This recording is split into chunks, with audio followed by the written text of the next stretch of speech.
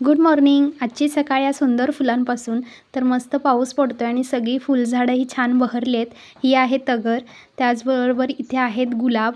आपले गावठी गुलाबच आहेत, पण छान फुलं आलेत गुलाबाला. तर तीसुद्धा मी देवासाठी काढून घेते.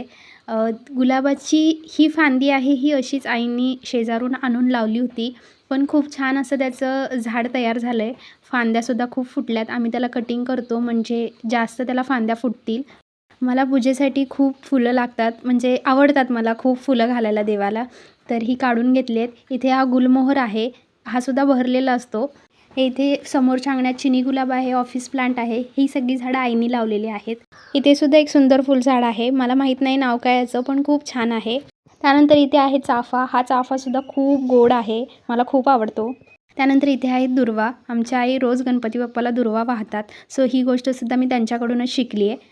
त्यानंतर समोरच्या अंगणातसुद्धा एक तगर आहे, जी मागच्या बाजूला होती तीच पुढच्या बाजूलासुद्धा आहे. तीसुद्धा फुलं काढून घेते. त्यानंतर इथे एक आणखीन तगरचा प्रकार आहे. हे खूप जुनं झाड आहे, त्यामुळं ह्याची फुलं तर घ्यायलाच हवीत.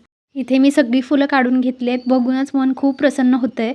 मी पूजासुद्धा करून घेतली आहे. दिवसाची सुरुवात जर अशी असेल तर दिवस खूप छान जातो आणि मनसुद्धा प्रसन्न राहतं. आज मी नैवेद्यासाठी इथे शेवया केल्या होत्या. तर अशी होती याची सुंदर सकाळ. व्हिडिओ आवडला असेल तर नक्की लाईक करा. बाय.